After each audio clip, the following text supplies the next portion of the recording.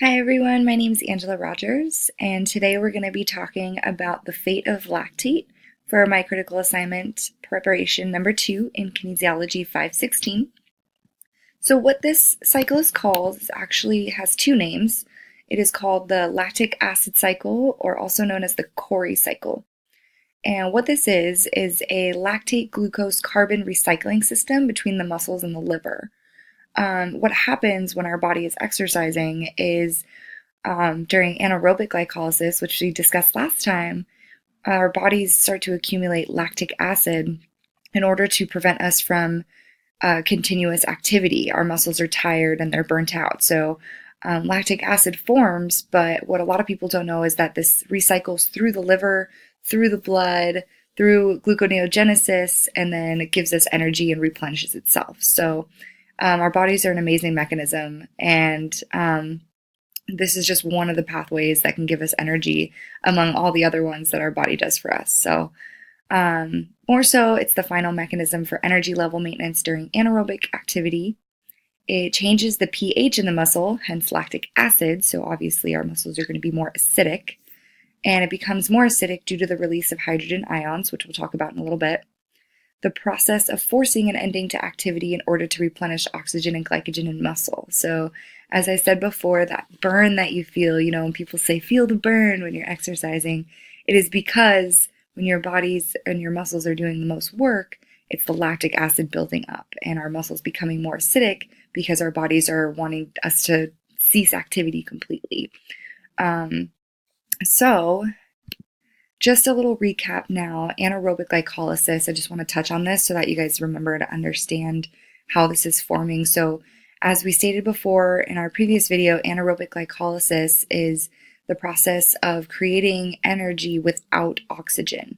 So, as we know, NADH needs to keep up with the energy maintenance. It needs to keep oxidizing in order to give our muscles energy. Well, when there's no more oxygen left, when we're working our bodies so continuously, the glucose converts to pyruvate acid.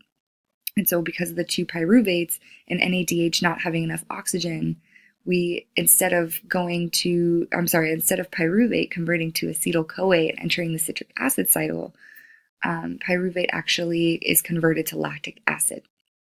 So in this little picture right here, as you guys can see, you have glucose here. We release ADP to ATP to get two pyruvates. Well, when we have enough oxygen, it'll go here to the citric acid cycle. But when we don't, it'll go to lactic acid. It'll be converted to lactic acid, therefore lactate, and then be shuttled to the liver. So just a little recap, that's how anaerobic glycolysis is working. So right now, we're going to be talking about this step, the lactic acid cycle here. So some major steps of this pathway: lactic acid forms when NADH oxidation cannot meet the demands of formation during high intensity exercise.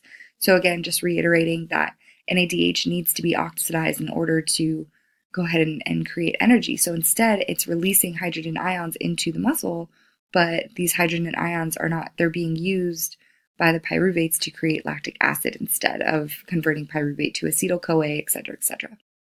So the XX pairs of hydrogen bind to pyruvate to maintain generation of glycolysis.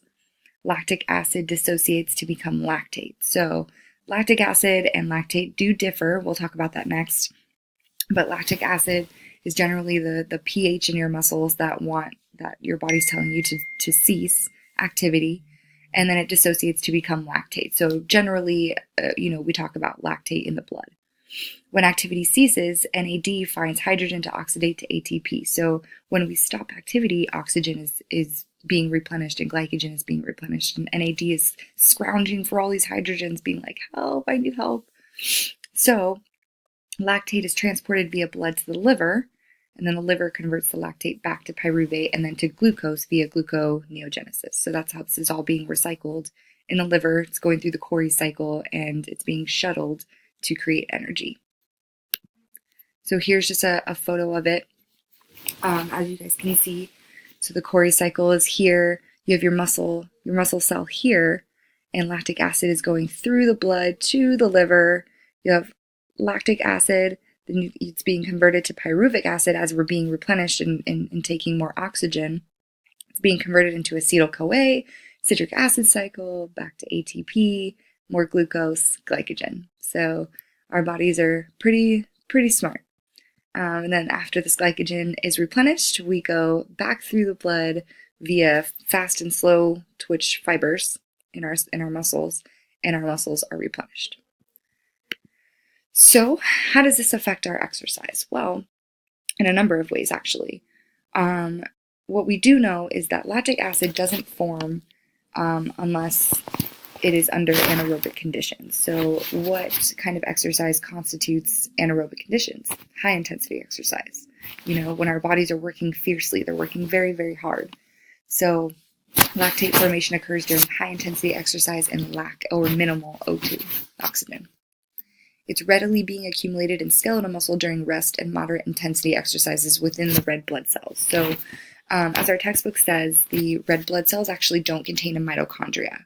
So therefore, there's no citric acid cycle happening. There's not too much going on as far as red blood cell contribution. So lactic acid is actually just continuously being utilized and dissociated within red blood cells because we actually have the sufficient oxygen levels within low to moderate intensity exercises or even at rest. Low to moderate exercises allow pyruvate to convert to acetyl-CoA and enter the citric acid cycle for energy, inhibiting the need for lactate formation. So again, just kind of referring back to this, you see right here, this is what it's talking about. Pyruvic acid is converting now to acetyl-CoA, going through the citric acid cycle, going back through gluconeogenesis and creating glycogen. So that's what this is talking about. And something very, very important to keep in mind is that recovery is very essential for lactate to convert back to pyruvate via lactate shuttling.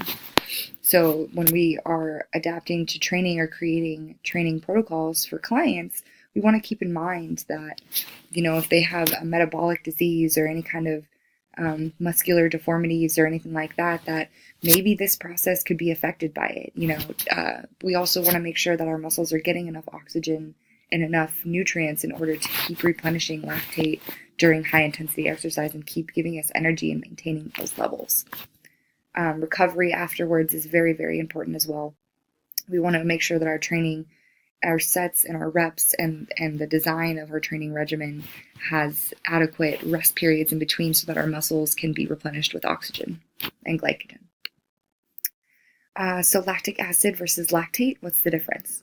Well, lactic acid is a substance formed during anaerobic activity to release hydrogen ions. So again, this is the burn that you feel. It's very acidic in your muscles. So that's lactic acid, and it's NADH is releasing those hydrogens. So they're just wandering around in your blood looking to be utilized. And so now our muscles are like, oh, we're burning, Lactate is the substance created after lactic acid releases hydrogen and binds to a positively charged sodium or potassium ion, forming an acid salt.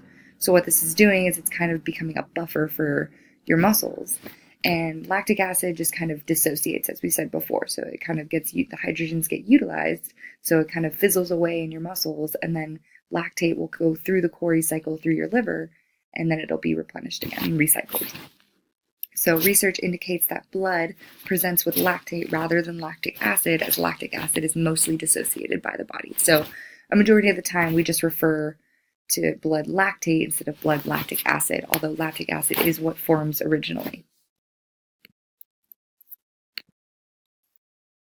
So some other factors to keep in mind, that diet is key to sustaining energy during exercise. So as we know from nutrition and just our basic knowledge now, that carbohydrates give us energy. Carbohydrates are converted into glucose, and glucose is converted into pyruvate, etc., etc. So again, now you can see how carbohydrates are a form of recovery. Lactate allows for synthesis of carbohydrates in the liver for rapid glycogen replenishment. So when we have carbohydrates and the nutrients and the compounds from carbohydrates already in our liver to be digested, lactate can bind to those and synthesize carbohydrates to create more energy.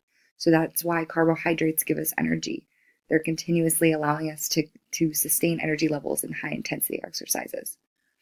So regular physical activity and activation of fast and slow twitch muscle fibers increases the time of lactate formation as well as rate of replenishment via lactate shuttling. So basically what this is saying is the more we work out, the longer it's going to take for lactic acid to form, because our muscles are able to sustain more energy for a longer period of time.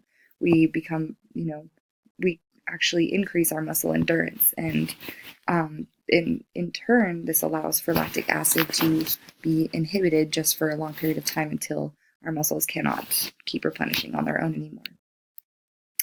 So I hope that you learned a lot from this presentation, and the Cori cycle is a vital cycle for us to keep our energy levels going. And I hope that you guys learned so much from this, and let me know if you guys have any questions. Thanks.